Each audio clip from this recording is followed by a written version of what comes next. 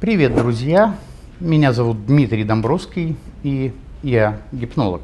Сегодня я хотел поговорить о тайных знаниях, о том, что людей неизбежно, каким-то странным образом все время влекут тайные древние знания.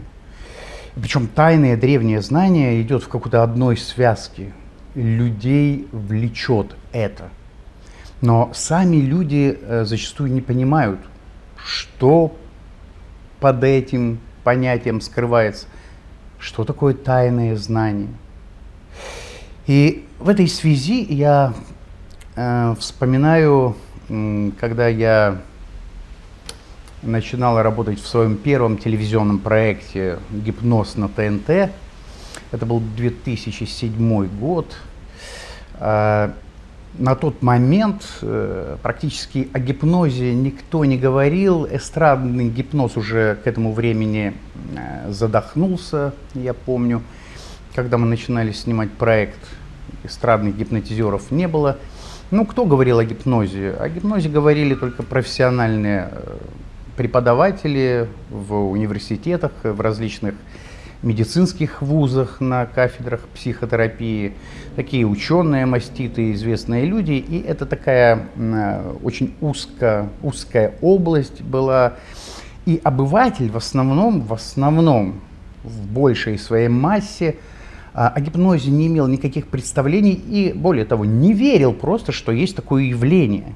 И вот, конечно, если кто-то помнит еще эти времена, когда начали выходить первые выпуски «Гипноз на ТНТ», и на ТНТ, и там форум был, на форум ТНТ обрушились тысячи просто возмущенных зрителей, которые писали: это все подстава, этого не может быть, хватит врать, и так далее, и так далее. То есть я сделал вывод, что в большей массе люди, не зная ничего о самом явлении, о гипнозе, просто в это не верят. Это какая-то область из шарлатанства, из чего-то. Я помню, что на этом ТНТшном форуме я там отстаивал свою позицию, всем рассказывал, подробно там разжевывал фактически все, что было связано с гипнозом, со съемками этой программы. Но вот мне казалось, что я, как, знаете, бисер перед свиньями разбрасываю. Вот как-то ничего ни на что не влияло. Люди как были в этом плане, в плане гипноза, несведущие, абсолютно безграмотные, они такими оставались.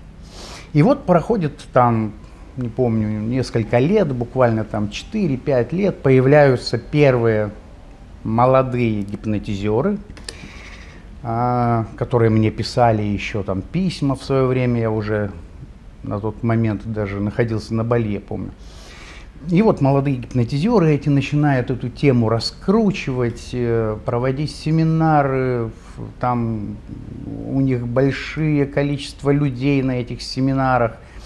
Эти гипнотизеры на своих семинарах выпускают других гипнотизеров. Вот представьте, с одного семинара выходит там 30 человек, и каждый из этих 30 человек начинает организовывать свои семинары по гипнозу. И так это в какой-то геометрической прогрессии, вот как цепная реакция, пошло такое увлечение гипнозом. И на сегодняшний день, наверное, там из психологов или каких-то людей, близких к теме, наверное, только ленивый не получил какой-то диплом гипнолога или гипнотизера.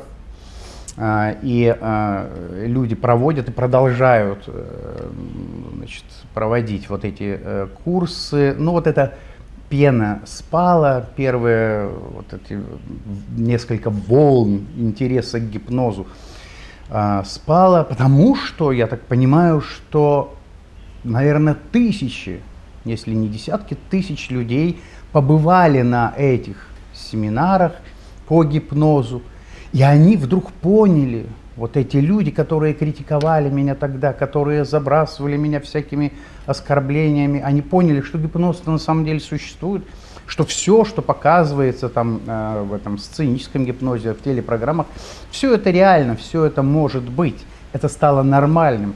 И вот эти отрицательные какие-то хейтерские такие комментарии, которые тогда, по тем временам, еще появлялись часто на моих видео, связанных с гипнозом, с телепрограммами о гипнозе, они поуменьшились и спали полностью. То есть сейчас надо быть полным идиотом, чтобы говорить, что гипноза нет, это все, такого не бывает, это все неправда.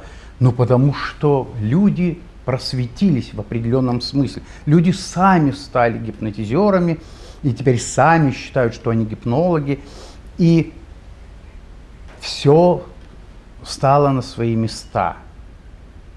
А до этого, конечно, гипноз — это были тайные знания какие-то, которые оказалось, что это не тайные знания, это наука, это нормально, это все в порядке вещей. И вот точно такая же ситуация сейчас происходит с психоделиками. Как только я говорю это слово, у некоторых людей идет такая реакция закрыться или раздражаться по этому поводу. Они терпеть не могут, когда я начинаю говорить о психоделиках. Они мне пишут: да занимайтесь своими делами, лучше вот вы гипнотизер крутой, занимайтесь гипнозом. Хотя они же там еще лет 15 назад писали: да что вы шарлатанством занимаетесь. Сейчас они говорят: занимайтесь гипнозом, что вы этим страшным чем-то занимаетесь. Что вы туда лезете, пишите медитации лучше. И когда я говорю: ребята, смотрите, сейчас происходит вторая психоделическая революция. Сейчас интерес ученых к психоделикам, к возможностям психоделических растений и грибов возрастает. Количество научных исследований уже переваливает там за несколько десятков. Уже FDA одобрила фактически псилоцибиновую терапию как прорывную терапию. И уже FDA в Америке заявляет о том, что это самое эффективное и самое безопасное лекарство от депрессий, от посттравматических синдромов. Выпущены книги.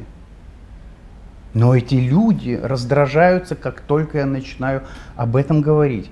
И я говорю им: ну почему же вы не хотите изучить саму тему? Изучить тему просто.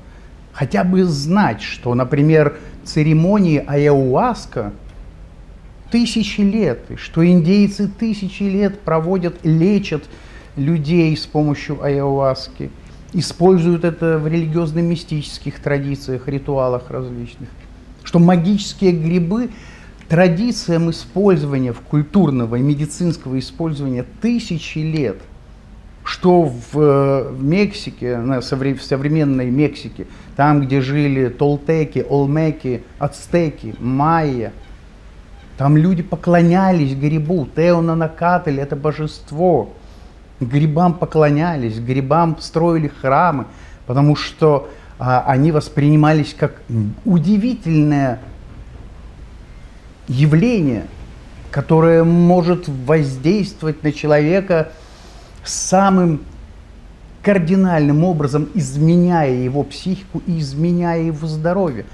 Эта история уходит вглубь веков, 1000 лет. Можно же об этом узнать, почитать, как это было. История использования тех же препаратов, таких как ЛСД или МДМА.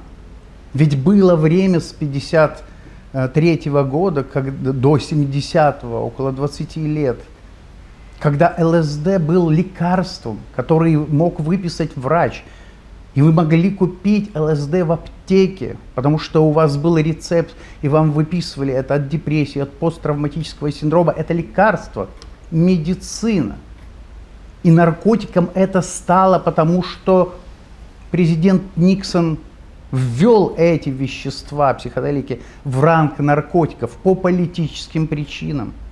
По причине того, что в Америке начались антивоенные демонстрации. В Америке начались брожения умов, И молодые американские люди начали задаваться вопросом, а что Америка делает во Вьетнаме, а нужна ли эта война нам, а хотим ли мы воевать, зачем мы воюем, а не лучше ли любить. То есть люди как бы умнеть стали. И когда ЦРУ стало выяснять, что это за, так сказать, откуда вот это брожение умов, выяснилось, что профессор Тимоти Лири и Ричард Ольперт, тоже профессор Гарвардского университета, предлагает студентам расширить сознание, стать мудрее. И тогда по понятным причинам начали разваливаться устои общества, и правительство, и Никсон, опасаясь этого, и христианская церковь, опасаясь того, что как-то уходит из-под влияния, из-под контроля молодежь, решили лекарства, медицину перевести в ранг наркотиков. И у вас, у многих из вас есть представление, что все, о чем я говорю, это наркотики. Но так было далеко не всегда. Их сделали наркотиками для того, чтобы ограничить доступ людей до очень эффективных лекарств. И именно до очень эффективной медицины. И вы об этом не хотите знать, а сами страдаете от всевозможных депрессий, сами страдаете от всевозможных психологических проблем, от проблем, связанных с взаимоотношениями в семье. Вы страдаете и часто пишете, описываете свои проблемы и спрашиваете, как это решить, думая, что есть какие-то традиционные способы, но вы пробовали все и почему-то не помогает. И вы ищете тайное знание. Тайное знание – это все, что связано с растениями силы, которые использовались тысячелетиями в различных культурах, о которых надо знать. Вот они, тайные знания, настоящее тайное знание, от которых у вас как бы в вашем мозгу внедрено какая-то вирусная программа, которая сразу же начинает вспыхивать, раздражаться. Что? Ни в коем случае, о чем ты говоришь? Этого нельзя, я не хочу это слышать. Вы подумайте, пожалуйста, почему у вас такая реакция, когда вы не знаете о сути вещей, о психоделиках, вы не прочитали ни одной книги из сотен, вы не прочитали ни одного научного исследования, вы не знаете историю использования этого, и у вас есть готовое мнение, как будто вам в мозг внедрили нечто, что вас сразу же начинает будоражить, вы начинаете нервничать, трястись прямо и писать оскорбления какие-то. Подумайте об этом. Возможно, решение ваших проблем, связанных с вашей жизнью, с вашим здоровьем, как раз лежит в области вот этих тайных знаний. Если вы будете знать о том, как это работает, если вы будете знать о том, как это действует, какие есть методы, какие есть опасности, вы будете знать тему, тогда вы уже можете говорить, подходит вам это или не подходит, плохо это или хорошо. А до этого, до момента, пока вы не знаете самой сути вопроса, вас не должно, вас не может это раздражать. А если раздражает, подумайте, что за программы у вас внедрены в вашем мозгу. И это все я хочу свести к тому, что я предлагаю людям изучить этот вопрос. И курс «Исцеляющая сила психоделиков», который я создал, онлайн-курс, который я теперь провожу индивидуально с каждым человеком. То есть этот курс сейчас проводится индивидуально с человеком. И вы вдруг вы думаете, так, вот моя подруга поехала, какая-то аяуаска какая-то таинственная. Вот друг какой-то на ретрит поехал куда-то в Голландию, и ему помогло. А что это такое, психоделики? Почему я не знаю? Почему у меня такое о них отрицательное мнение? Хорошо бы узнать об этом. И вот для этого, для таких людей как раз я создавал свой онлайн-курс, который сейчас, повторю, проводится индивидуально. То есть теперь вы можете, просто зайдя на сайт Описание этого курса будет в ссылке под этим видео. Вы можете посмотреть, как этот курс устроен, и выбрать для себя из 4 вариантов подходящий вариант. Есть базовый вариант обучения, где вы получаете 10 полуторачасовых или 2,5-часовых, то есть это от 1,5 до 2,5 часов каждая лекция, 10 лекций. И у вас есть возможность задать мне вопросы в мессенджере или в каких-то других средствах общения. Это базовый курс, это 10 полноценных лекций, из которых вы будете знать об основных психоделиках все. Все основное, что надо знать. Есть другой вариант курса, более по рангу высокий, продвинутый. На продвинутом курсе уже вы можете взаимодействовать со мной в видеоформате, и прорывной курс, и перезагрузка. Вот в этом варианте курса, в стоимость этого варианта курса входит 3-дневный очный ретрит на Бали со мной, с психоделической сессией. Я не буду сейчас тратить время на то, чтобы описывать, это все очень подробно описано на моем сайте. Это информация для тех людей, которые вдруг остановились в этой жизни, которые вдруг понимают, что очень многие психотерапевтические методы, которыми они пользовались, эти методы неэффективны для них. Они пробовали гипноз, они пробовали медитативные вещи, да, это все прекрасно, но это неэффективно, это не сработало. Вот для этих людей я предлагаю ознакомиться с психотерапевтическим использованием психоделиков, понять, как это может работать, понять, как это может помочь вам в вашей жизни, в вашей работе, в ваших взаимоотношениях с близкими людьми, как это может вашу психику исправить. И не надо бояться этой темы, потому что это смешно. На фоне того, что в Соединенных Штатах Америки или в Европе просто наблюдается какой-то бум интереса к этой теме, ученых, студентов, собираются конференции большие очень, на которых выступают знаменитые ученые и рассказывают и говорят на эту тему. И Рик Добрин, основатель портала maps.org, он вообще считает, что через примерно 5 лет в Штатах уже будут сотни, а может тысячи клиник, которые будут использовать психоделики как инструмент терапии, очень эффективный инструмент терапии. Психоделическая терапия сейчас в авангарде всей психотерапии. И здесь находятся люди, которые вместо интереса, вместо того, чтобы понять, узнать об этом что-то, они сразу закрываются, и у них срабатывает какой-то инстинкт, который заставляет их писать какие-то оскорбления и указывать мне, что, мол, дескать, не надо заниматься этим, занимайтесь гипнозом.